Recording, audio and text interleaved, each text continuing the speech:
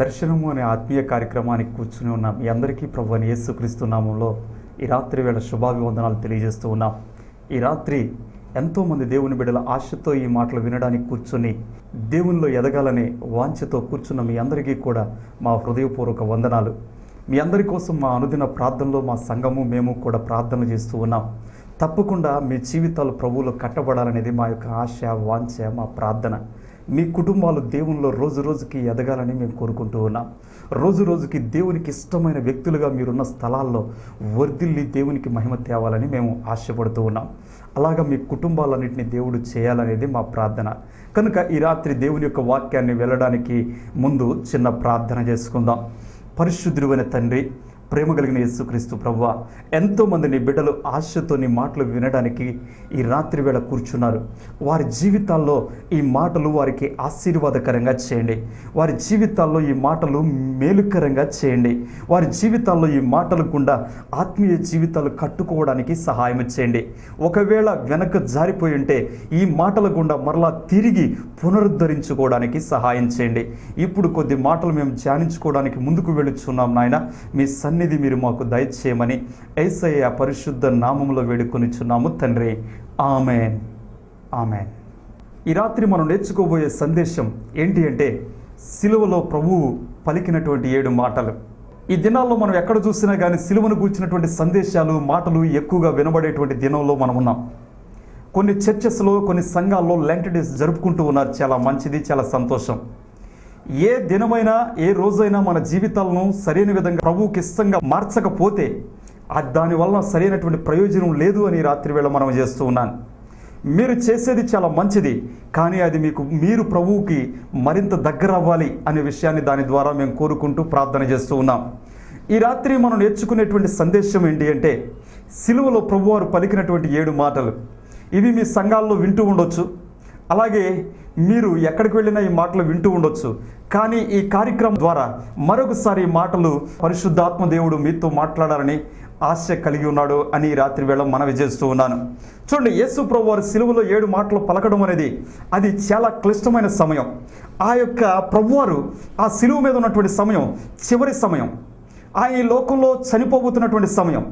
చనిపోయే ముందు ఈ లోకంలో ఉన్నటువంటి మనుషులు ఆ చనిపోయే ముందు ఎవరైనా కానీ ఒక వ్యక్తి చనిపోతూ ఉంటే వారు ఏం మాటలు మాట్లాడతారని చాలా జాగ్రత్తగా శ్రద్ధగా ఆలకించడానికి ప్రయత్నం చేస్తూ ఉంటారు. ఎందుకనంటే ఒక వ్యక్తి భూమి మీద వెళ్లే ముందు ఆ మాటలకు చాలా విలువ ఉంది, ఆ మాటలకు చాలా ప్రత్యేకత ఉంది. ఆ మాటలు మిగిలినటువంటి వాళ్ళు, వారి కుటుంబీకులు కానివ్వండి, వారి బంధువులు కానివ్వండి, వారి రక్త సంబంధికులు కానివ్వండి, వారి జీవిత కాలం అంతా కూడా గుర్తుపెట్టుకుంటారు. మీ అందరికీ తెలుసు, మీరు మీ దగ్గర వాళ్ళు ఎవరైనా చనిపోతూ ఉంటే ఏం మాట్లాడారు మొట్టమొదట అడగటం అనేది మనం చూస్తాం. అంటే వారి యొక్క మాటలు చాలా ప్రాముఖ్యమైనవి, చివరి సమయంలో పలికిన మాటలు. అలాగే ప్రభువారు ఆ 3 మేకుల మధ్యలో వేలాడే సమయం అది. తన యొక్క బరువైన దేహము ఆ సిలువ మ్రాను మీద ఇదిగో మోయలేక మోస్తూ, మాట రావడానికి కూడా కష్టపడుతూ, అది చాలా ఇబ్బందికరమైన సమయం. నాలుక ఎండిపోయింది, శరీరం అంతా రక్తసిక్తమైంది. మీరు చూస్తున్న ఫోటోలో లాగా ఆ శరీరము అలాగా లేదు. ఆయన మనము చూస్తున్నటువంటి అన్నిటికంటే కూడా చాలా ఎక్కువైనటువంటి శ్రమను, బాధను అనుభవించినటువంటి పరిస్థితిని అర్థం చేసుకోవాలి. ఆయనకు సొగసు స్వరూపము పోయింది అంటే ఆయన ఎలా మార్చబడ్డాడో అర్థం చేసుకోవాలి. అలాంటి క్లిష్టమైన సమయంలో మానవాళి కోసం, ఈ ప్రపంచం కోసం 7 మాటలు మాట్లాడడం అనేది నిజంగా చాలా ప్రాముఖ్యమైన విషయం, చాలా ప్రాముఖ్యమైనటువంటి అంశం అనేది కూడా గుర్తు చేసుకుందాం. ఈ 7 మాటలు మన జీవితంలో ఎలా అన్వయించుకోవచ్చు అంటే, రకరకాలుగా మన జీవితంలో వీటిని అన్వయించుకోవడానికి ఆస్కారం ఉంది. అలాగే ఈ 7 మాటలు కూడా మన జీవితంలో ఈ రాత్రి వేళ ఈ కార్యక్రమం గుండా దేవుడు మనతో పలికినటువంటి మాటలుగా అన్వయించుకుందాం. చూడండి, ఆ పలికినటువంటి 7 మాటలు ఘోరమైనటువంటి శ్రమలో పలుకుతున్నటువంటి మాటలు, ఘోరమైనటువంటి కష్టములో, ఘోరమైనటువంటి నిందలో, అవమానములో, హేళనల మధ్యలో, దూషణల మధ్యలో పలుకుతున్నటువంటి మాటలు. ఆ మాటలు ఏంటి అంటే, చూడండి, మొట్టమొదటిగా యేసు ప్రభువు పలికినటువంటి మాట లూకాసు వార్త 23వ అధ్యాయం 34వ వచనం. యేసు ప్రభువారు అక్కడ పలుకుచున్నటువంటి మాట ఏంటి అని మనం చూస్తే ఆ వచనంలో మనకు కనిపిస్తుంది. తండ్రి, వీరేమి చేయుచున్నారో వీరెరుగరు గనుక వీరిని క్షమించుమని చెప్పెను. అంటే యేసు ప్రభువారు అక్కడ చెప్పుచున్నటువంటి మాట ఏంటంటే, అక్కడ ఉన్నటువంటి వారిని ఆ కుడివైపున, ఎడం వైపున, అలాగే సిలువేయబడినటువంటి ఆ వారి మధ్యలో అక్కడ యేసు ప్రభువారు చెప్పుచున్నటువంటి మాట ఏంటి అంటే, తండ్రి, వీరేమి చేయుచున్నారో వీరెరుగరు, వీరిని క్షమించు. చూడండి, అంత ఘోరమైనటువంటి శ్రమ పడుతూ కూడా, ఆయన వస్త్రాలు కూడా తీసివేయబడుతూ కూడా, ఆయన హేళన చేయబడుతూ కూడా, ఆయన దూషించబడుతూ కూడా, ఆయన ఇచ్చేటువంటి సందేశం ఏంటి అంటే, ఇదిగో అక్కడ కూడా తన ప్రేమను అక్కడ ఉన్నటువంటి ప్రజల మీద క్షమాపణ ద్వారా వ్యక్తం చేస్తూ ఉన్నారు. తన ప్రేమను క్షమించేటువంటి గుణం ద్వారా తెలియజేస్తూ ఉన్నారు. ఇది విశ్వాసులకు చాలా క్లిష్టమైన, కష్టమైనటువంటి మాటగానే ఉంటుంది. ఎందుకని అంటే, విశ్వాసులంగా మనం శ్రమల్లో వెళ్ళేటప్పుడు, విశ్వాసులంగా మనం కష్టాల్లో వెళ్ళేటప్పుడు, విశ్వాసులుగా మనం నిందల్లో వెళ్ళేటప్పుడు, విశ్వాసులుగా మనం అవమానాల్లో వెళ్ళేటప్పుడు మనం ఇతరులను ప్రేమించలేనటువంటి స్థితి మనకు కలుగుతూ ఉంటుంది. ఇతరులను మనం ప్రేమించలేనటువంటి పరిస్థితిని మనం ఎదుర్కోవాల్సి వస్తుంది. ఇదిగో యేసు ప్రభువారిని దూషిస్తున్న వారిని సైతం, ఏళన చేస్తున్న వారిని సైతం, అక్కడ ఉన్న వారందరినీ కూడా క్షమించడానికి ఆ టైంలో సిద్ధపడుతున్నాడు. అలాంటి ప్రేమ సందేశం మనకు అందులో కనిపిస్తూ ఉంది. విశ్వాసి శ్రమలలో ఇదిగో ఆ 7 మాటల గుండా నేర్చుకోవాల్సిన సత్యం ఏంటంటే, శ్రమలలో మనం ప్రేమ చూపించే వారంగా ఉండాలి అనే విషయాన్ని నేను జ్ఞాపకం చేస్తూ ఉన్నాను. మీ నిందల మధ్యలో ప్రేమను కలిగిన వారుగా మీరు మార్చబడాలి.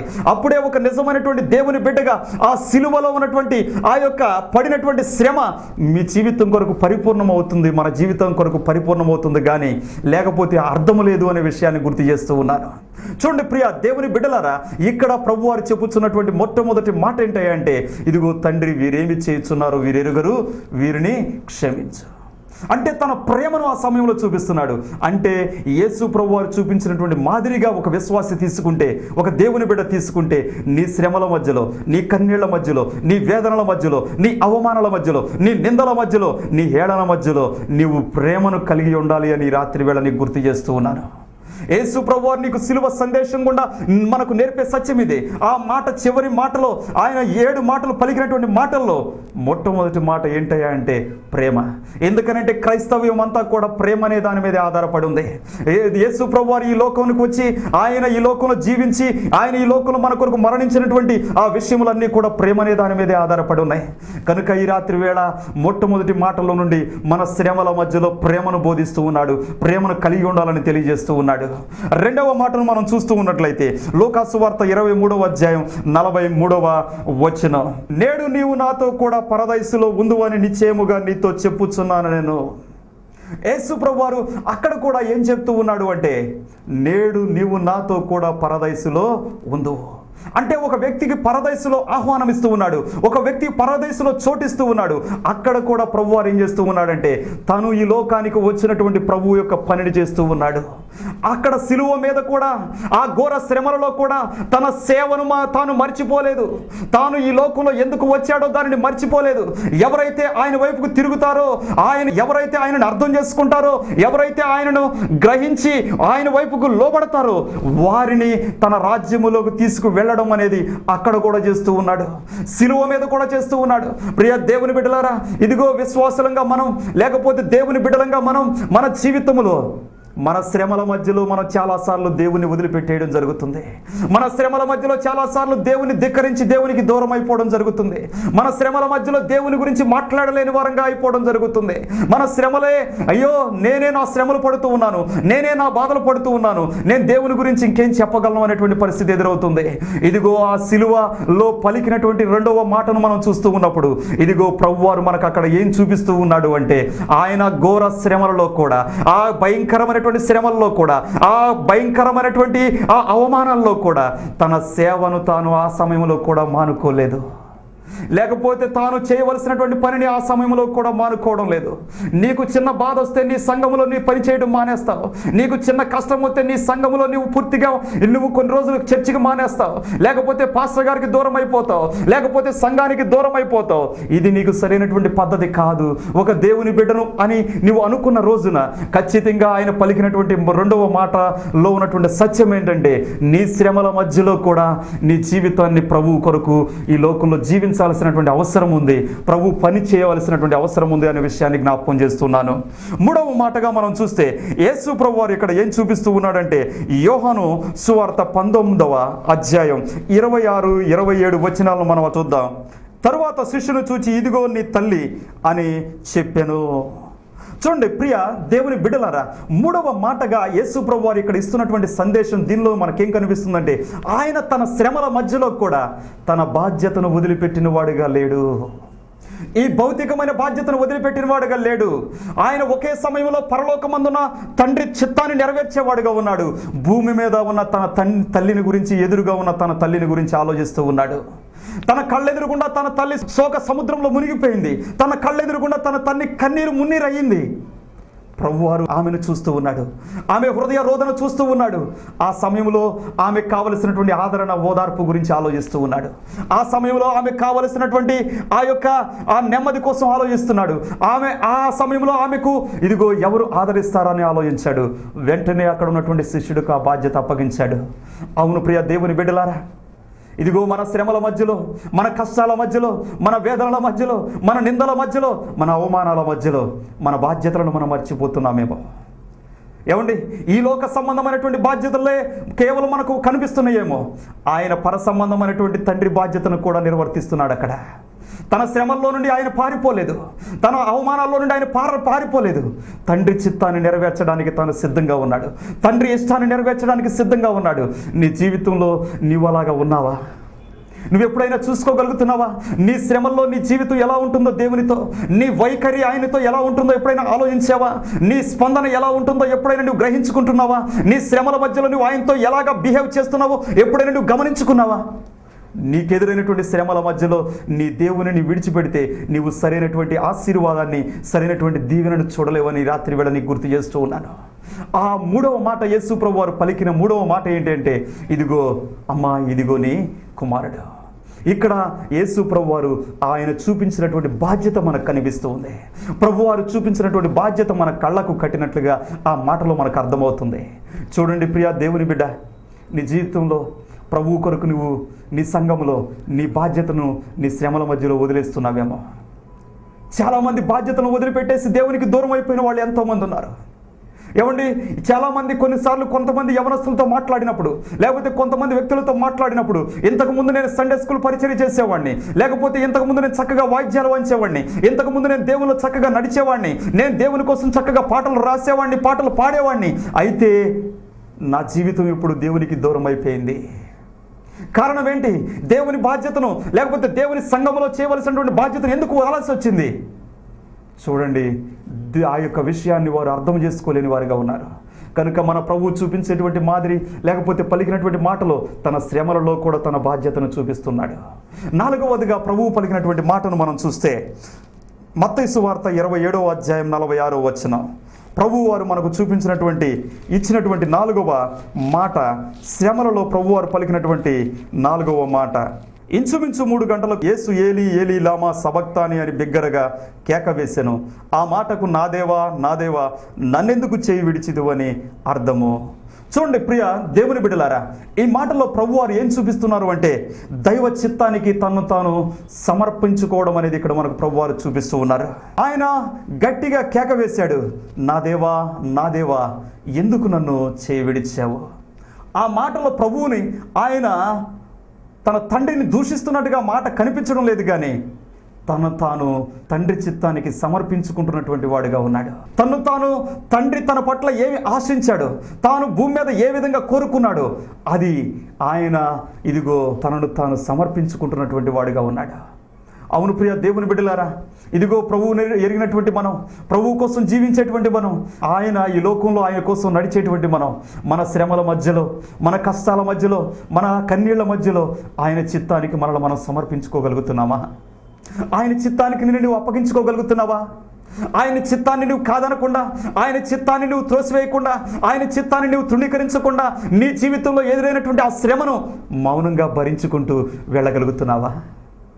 ఆయన వదకు తేబడిన గొర్రె పిల్ల వలె, బొచ్చు కత్తిరించు వాని ఎదుట ఉన్నటువంటి గొర్రె వలె ఆయన మౌనంగా ఎందుకు సమర్పించుకున్నాడు తనను తాను? నీకు నాకు ఒక మాదిరిగా ఉంచడం కోసమే కదా. ఆయన పలికినటువంటి 4వ మాటలో తండ్రి చిత్తానికి తనను తాను అప్పగించుకోవడం మనం చూస్తాం. తండ్రి ఇష్టానికి తనను తాను ఇచ్చివేసుకోవడం చూస్తాం, సమర్పించుకోవడం చూస్తాం, శ్రమల మధ్యలో చేయడం మనం చూస్తాం. దీన్ని మనం గమనించాలి. శ్రమలు లేకుండా ఉంటే ఏదో చేయాలి అనుకుంటాం, కానీ శ్రమలు ఉన్నప్పుడే మన అసలు రూపం బయటపడుతుంది అని ఒక వ్యక్తి అనడం ఒక వ్యక్తి ఒక చోట రాయడం అనేది మనం చూసాం. అంటే నీ జీవితంలో కష్టాలు వచ్చినప్పుడు, నీ జీవితంలో నష్టాలు వచ్చినప్పుడు, నీ జీవితంలో నీ బాధలు వచ్చినప్పుడు నీ అసలు రూపం ఏంటో బయటపడుతుంది, నీ అసలు వ్యక్తిత్వం ఏంటో బయటపడుతుంది, దేవుడితో నువ్వు ఎలా ఉంటున్నావో బయటపడుతుంది, దేవుడితో నువ్వు ఎలాగ నడుస్తున్నావో బయటపడుతుంది, నీ ప్రార్థనా జీవితం ఎంతో, నీ విశ్వాసం ఎంతో, నీ యొక్క భక్తి ఎంతో అప్పుడే అర్థమవుతుంది. నీకు శ్రమలు రానంతసేపు అది అర్థం కాదు అని రాత్రి వేళ నీకు జ్ఞాపకం చేస్తూ ఉన్నాను. అందుకని దేవుడు కొన్నిసార్లు శ్రమలను అనుమతించి మౌనంగా చూస్తున్నట్టుగా ఉంటాడు, కానీ మనం ఆ సమయంలో చాలాసార్లు మనం ఫెయిల్ అయిపోతూ ఉంటాం. చాలాసార్లు దేవుణ్ణి దూషించుకుంటూ వ్యసనపడుతూ సణుక్కుంటూ ఉంటాం. కానీ రాత్రి వేళ ఒక దేవుని బిడ్డగా నీకు మనవి చేస్తూ ఉన్నాను, నా సోదరి నా సోదరుడా, నీ జీవితంలో ప్రభువుకి ఆ సమయంలో నువ్వు సమర్పించుకో, నువ్వు అప్పగించుకో ఆయన ఇష్టానికి. అది తండ్రి ఇష్టమైందని నువ్వు అర్థం చేసుకో. ఆయన పాద సన్నిధిలో నువ్వు మోకరించు, నీవు ఉన్న స్థలంలో నీ శ్రమల మధ్యలో. ఇదిగో 5వదిగా ప్రభువు పలికినటువంటి మాట, యోహాను సువార్త 19వ అధ్యాయం 28వ వచనం. అప్పటికి అటు తర్వాత సమస్తమును అప్పటికి సమాప్తమైనదని యేసు ఎరిగి లేఖనము నెరవేరునట్లు నేను దప్పికొనుచున్నాను. చూడండి, ప్రభువారు అక్కడ ఆ మాటలో ఏం మనకు తెలియచేయాలనుకుంటున్నాడంటే, ఆ మాటను ఆ పలికిన సందర్భం చాలా తీవ్రమైన పరిస్థితిని ఎదుర్కొంటూ ఉన్నాడు. తన శరీరంలో ఉన్న నీరంతా అయిపోయింది, తన శరీరంలో ఇంకా నీరు ఏమాత్రం కూడా లేదు. మనిషి శరీరం ఈ లోకంలో జీవించాలంటే కావలసిన నీరు ఖచ్చితంగా మనుషులకు కావాలి. అప్పటికే ఆ ముందు రోజు రాత్రి నుండి ఆయన తీవ్రమైనటువంటి వేదన పడుతూ ఉన్నాడు. ఆ గెత్సెమనే తోటలో నుండి ఆయనకు నీటిని ఇవ్వడానికి కూడా ఎవరు లేరు ఆ సమయంలో. ఒకసారి ఆలోచించండి, ఆ నీరు అయిపోయింది. ఆయన ఆ సమయంలో ఆ మాట అంటా ఉన్నాడు, నేను దప్పిగొనుచున్నాను అంటా ఉన్నాడు. నేను దప్పిగొనుచున్నాను అంటా ఉన్నాడు. ఆ సమయంలో మనం అక్కడ అర్థం చేసుకోవాల్సింది ఏంటంటే, ఆయన ఆ పడుచున్నటువంటి తీవ్రత ఏంటో మనం అక్కడ అర్థం చేసుకోవచ్చు.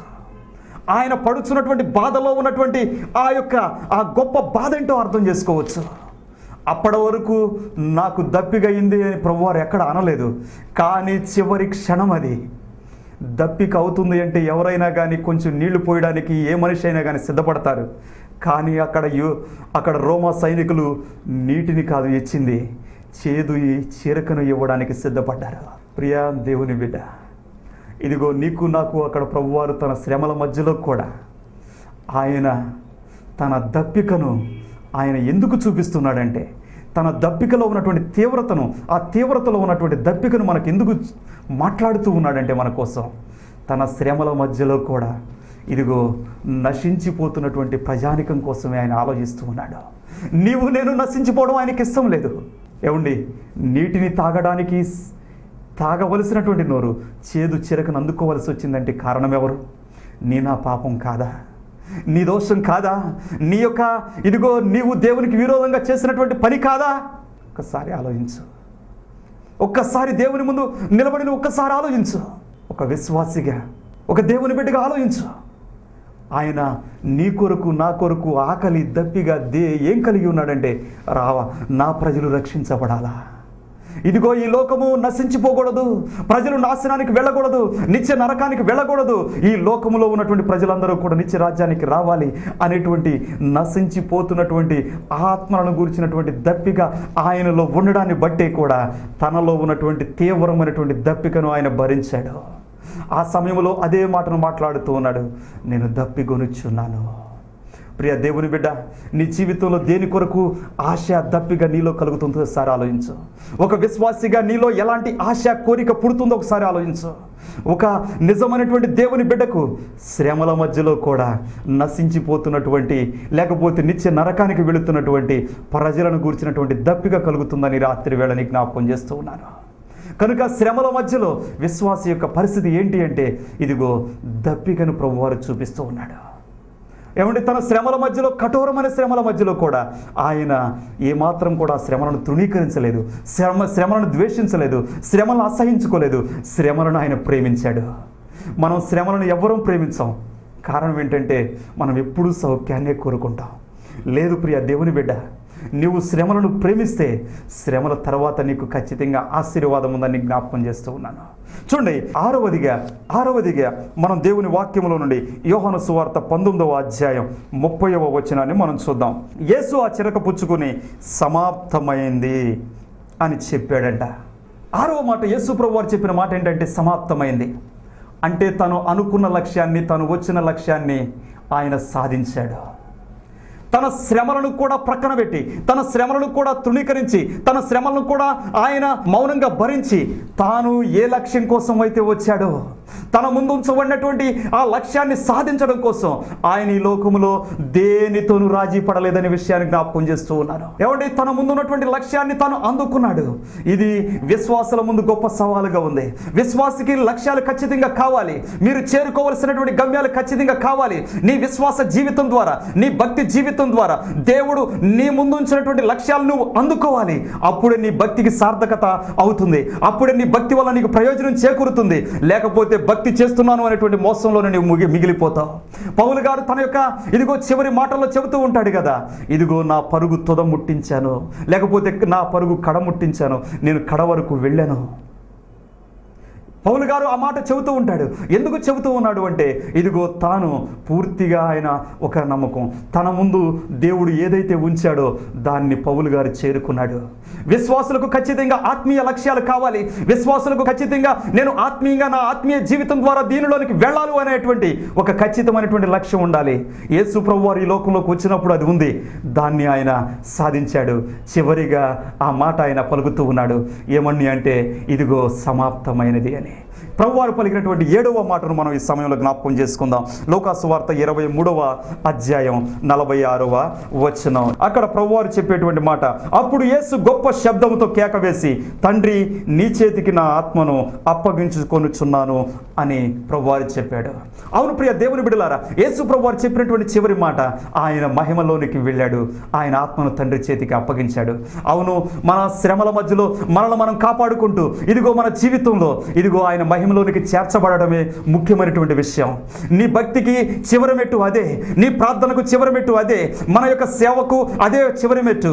మనం దేవుడు మన ముందుంచినటువంటి వాటిని దాటుకుని వెళ్ళి ఆయన మహిమలో చేరుకోవడం అనేది చాలా ప్రాముఖ్యమైంది. అది మనకు చాలా జీవితంలో అవసరమైంది. అప్పుడే మనం దేవుని రాజ్యంలో చేరతాం. దేవుడు నీలో పెట్టినటువంటి ఆత్మను దేవునికి అప్పగించు, అంతేగాని లోకానికో సాతానుకో లేకపోతే నిత్య నరకానికో అప్పగించి నీ జీవితాన్ని వ్యర్థం చేసుకోవద్దు. కనుక ఈ శ్రమల మధ్యలో ఇదిగో యేసు ప్రభు పలికినటువంటి 7 మాటల గుండా నీ జీవితం ఎలా ఉందో పరిశీలించుకుని ఒక్కసారి పరీక్షించుకుని నీ విశ్వాస జీవితాన్ని కట్టుకో.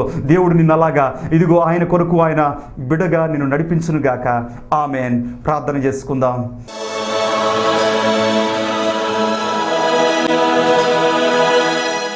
మహాగణుడువైన తండ్రి, నీవు పడినటువంటి ఆ ఘోర శ్రమలలో కూడా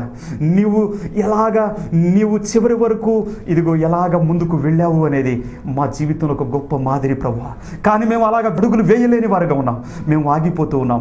మా జీవితాలు అలాగా కాక ఈ రాత్రి నుండి నీలో ముందుకు సాగడానికి సహాయం చేయమని, విన్న ప్రతి ఒక్కరి జీవితాల్లో నీ కార్యము జరిగించమని యేసయ్య శ్రేష్ఠ నామములో వేడుకొనిచున్నాము తండ్రి. ఆమేన్. మన తండ్రి అయిన దేవుని దయ, కుమారుడైన క్రీస్తు ప్రభువారి యొక్క కృప, పరిశుద్ధాత్మ నిత్య సహవాసము మనందరితో ఉండి నడిపించునుగాక. ఆమేన్. ఈ కార్యక్రమం మీ ఆత్మీయ జీవితాలకు మేలు కలిగించింది అని మీరు ఖచ్చితంగా విశ్వసించినట్లయితే వెంటనే ఒక ఫోన్ కాల్ చేయండి. అలాగే మీ వ్యక్తిగత కుటుంబ సమస్యల మధ్యలో ఎలా దేవుని వెంబడించాలో అర్థం కాకపోతే ఖచ్చితంగా మీరు ఫోన్ చేయండి. ఇంకా మీకోసం ప్రార్థన చేసి మీకు తగిన సలహాలు ఇవ్వడానికి మేము సిద్ధంగా ఉన్నాం. ప్రార్థన చేద్దాం.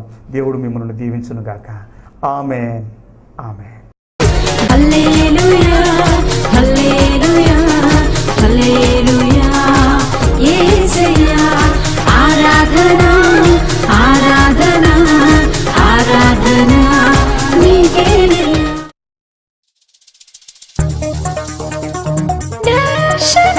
So you can make it down a hollow when you smile at me. So you can make it down a hollow when you smile at